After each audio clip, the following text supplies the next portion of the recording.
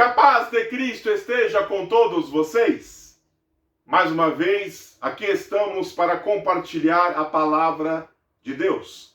Hoje gostaria de fazer uso de um versículo no livro do profeta Samuel, segundo livro do profeta Samuel, no capítulo 9. Eu vou ler apenas o versículo 1, mas nós vamos passear por todo o contexto do capítulo 9, que abrange o capítulo 9. Diz assim a palavra de Deus: E disse Davi: há ainda alguém que ficasse da casa de Saul para que lhe faça bem por amor de Jonatas? Bom, aqui nós temos Davi já rei, consolidado em Jerusalém. Já ele conseguiu fazer com que a promessa de Deus em sua vida se cumprisse. Depois de aproximadamente uns 17 anos, a promessa se cumpriu na vida de Davi. E ele agora era rei sobre Israel, sobre Jerusalém. E agora, depois de passadas muitas tribulações e muitas coisas, depois de muitas vitórias sobre várias nações, depois de levar a arca para Jerusalém, depois de seus inimigos serem mortos, ele se lembra da sua promessa que ele havia feito para o seu grande amigo Jonatas, de que um cuidaria do outro, caso um deles morresse, um cuidaria da família do outro, caso algum deles morresse. Davi prometeu que cuidaria da família de Jonatas, caso Jonatas morresse. E Jonatas prometeu a Davi que cuidaria da família de Davi, caso Davi morresse. Fato é que Jonatas morreu junto com seu pai Saul. E então, depois de passado esse momento de transição, Davi se lembra da promessa que ele fez ao seu amigo Jonatas. E ele pergunta à sua corte, ele pergunta para os seus mais chegados: há alguém ainda que ficasse da casa de Saul para que eu lhe faça bem? O versículo 3 diz assim: e disse o rei: não há ainda algum da casa de Saul para que eu use com ele de beneficência de Deus? Essa palavra, ela é a graça de Deus aqui. A caris do grego, do Novo Testamento, é o mesmo significado aqui no Antigo Testamento em hebraico. Para que eu faça um favor a ele, para que mesmo sem que ele mereça, eu use de benignidade com ele. Existe alguém da casa de Saul? Davi, ele quer ser compassivo. Davi, ele quer doar, ele quer compartilhar. Então ele busca alguém para que ele possa fazer isso. E aí a sua corte, alguém deve lembrar lá: olha, tem que chamar Ziba. Ziba, que era servo de Saul, ele deve saber. Se alguém sabe, esse alguém é Ziba.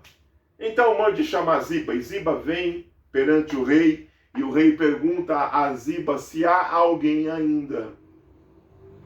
E é interessante notar como o caráter de Davi é demonstrado.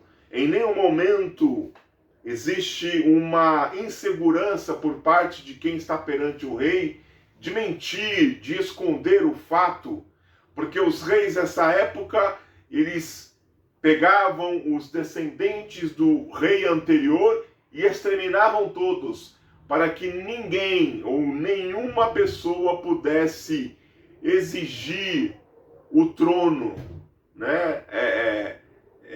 exigir que o trono fosse seu por direito.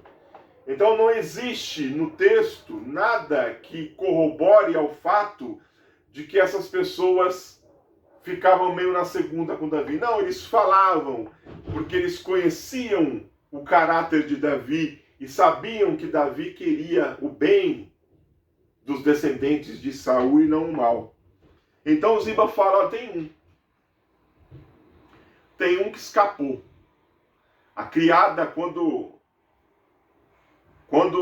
no meio da balbúrdia, que estavam matando todo mundo, a criada pegou ele, ele era pequeno, pegou ele e fugiu. Só que quando ela fugiu, ela caiu, ela tropeçou. E ela caiu por sobre a criança. E a criança ficou coxa dos 2 pés. Ou seja, a criança não conseguia mais andar. Talvez a medicina de hoje não fosse difícil fazer com que essa criança voltasse a andar, ainda mais criança, que os ossos grudam fácil, né? Mas naquela época não existia uma medicina como existe hoje. Fato é que aquela criança ficou aleijada dos 2 pés. E ela não podia mais andar. Ela não era um inválido completo. Ela tinha sensibilidade. Tanto que se você for ler aqui, você vai descobrir que Mefibosete teve um filho. Mas não tinha força motora para andar. Então, Ziba diz, tem Mefibosete. Onde que ele está, Ziba? Ele está em Lodebar. Lodebar era uma terra daquela região bem distante de Jerusalém, porque quando ele fugiu para o último lugar que talvez fossem procurá-lo. Uma terra de ninguém. Uma terra árida, uma terra seca, uma terra inválida. Uma terra que ninguém dava nada. Lodebar é uma palavra em hebraico que quer dizer sem pasto. A partícula lo é não, é uma negação. E debar é pasto. Então nós entendemos que Lodebar é um lugar onde não há pasto, onde não há alimento, onde não há palavra. Não tinha nada em Lodebar, era uma terra de negação. Era uma terra onde ninguém ia, ou quem ia para lá ia para morrer. Lá estava Mefibosete. Mefibosete também tem um significado esdrúxulo.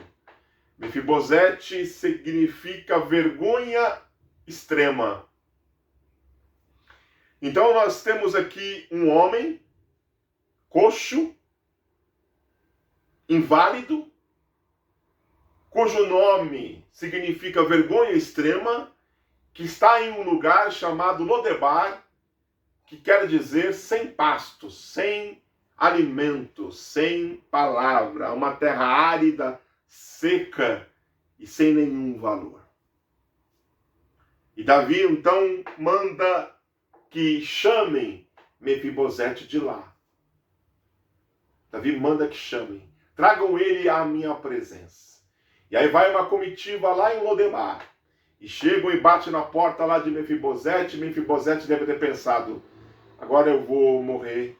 O rei com certeza vai mandar me matar, porque não é sadio que os descendentes do antigo rei, do antigo monarca vivam. E Mefibosete não tem o que fazer, não tem para onde fugir, não tem como fugir. E ele vai se apresentar perante o rei. Só que o rei não quer matá-lo. O rei quer usar de graça para com ele. Agora eu faço a aplicação desta palavra. Somos todos Lodebar. Somos todos Mefibosete. E moramos todos em Lodebar. Somos uma vergonha extrema, que não existe mais jeito para nós. E moramos em uma terra árida. Moramos em Lodebar, onde não há pasto, onde não há alimento, onde não há palavra, onde a terra é seca, onde nem grama cresce, onde tudo é seco, sem vida e vazio. Essa é Lodebar. É lá que estávamos nós antes de conhecermos Jesus. Esse é Mefibosete, inútil, inválido. Este Estes éramos nós antes de conhecermos Jesus. Bendito seja o nome do Senhor. Mas Jesus manda nos buscar. E quando nós chegamos na presença do rei, como Mefibosete chegou na presença de Davi, quando nós achamos que vamos morrer, quando nós achamos que não há mais jeito para nós, o rei olha para nós e diz assim: você é Mefibosete, você é uma vergonha extrema, você mora em um lugar onde não é lugar, onde não há alimento, onde não há pasto. Mas a partir de hoje, a partir desse momento, a sua vida vai mudar, a sua vida vai ser transformada, porque foi isso que Davi disse para Mefibosete. A partir de hoje, Mefibosete, você vai comer pão na minha mesa. Você vai comer pão junto com os meus filhos. O que os meus filhos comerem, você vai comer. O que os meus filhos beberem, você vai beber. Aquilo que eu comer, você comerá também. Aquilo que eu beber, você beberá também. Você vai estar comigo à mesa. Bendito seja o nome do Senhor. É isso que o sacrifício de Jesus Cristo na cruz do Calvário fez por nós. Pegou uma pessoa que era uma vergonha e fê-lo assentar entre os príncipes. Fez ele se assentar à mesa do grande rei. E nós hoje participamos do banquete, não porque somos merecedores, mas porque Deus agiu com graça, Deus agiu com beneficência, Deus agiu com misericórdia em relação à nossa vida. E por isso hoje podemos nos assentar à mesa junto com o rei e comer das maravilhas, das bênçãos que advêm da sua presença gloriosa. Bendito seja o nome do Senhor.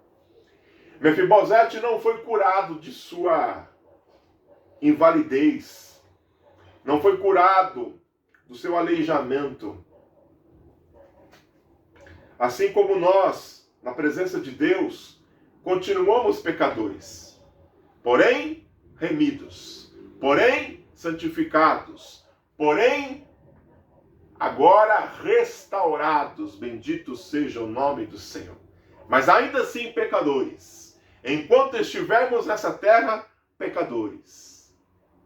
Eu imagino a cena de a mesa posta, o banquete onde Davi participava todos os dias. E lá estava nesta mesa Salomão, e lá estava nesta mesa Absalão, e lá estava nessa mesa os outros filhos de Davi. Todos eles, um por um, todos eles se assentando à mesa. Filhos e filhas. Estava lá Amon, estava lá Tamar, estava lá o outro que eu esqueci o nome com J lá, que agora me foge, né, que tentou ser rei no lugar de Salomão. Todos eles estavam lá. E de repente, você escuta pelo corredor um arrastar de pernas, de pés.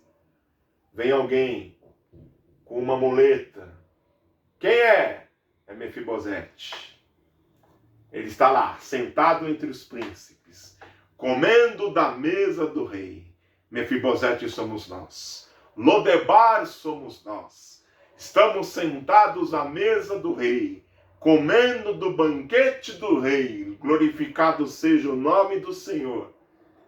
Graças à graça, graças à misericórdia, graças ao amor demonstrado por Jesus Cristo na cruz do Calvário, Ele nos faz assentar com príncipes. Ele nos faz assentar na grande mesa, no grande banquete. Glorificado seja o nome do Senhor.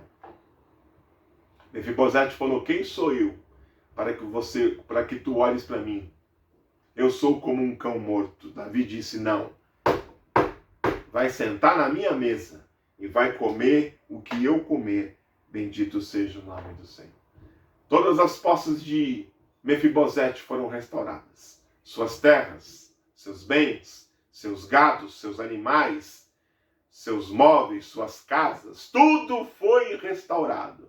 Porque Davi resolveu agir com graça.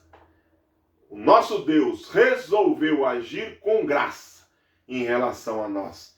Glorificado seja o nome do Senhor. Não deixamos de ser pecadores, mas agora somos pecadores remidos pelo sangue de Jesus Cristo na cruz do Calvário. Assim como Mefibosete não deixou de ser coxo, mas ele ainda assim, arrastando-se, comia à mesa do rei. E é isso que importa, não é mesmo? O que importa é se assentar na mesa do rei e desfrutar do banquete.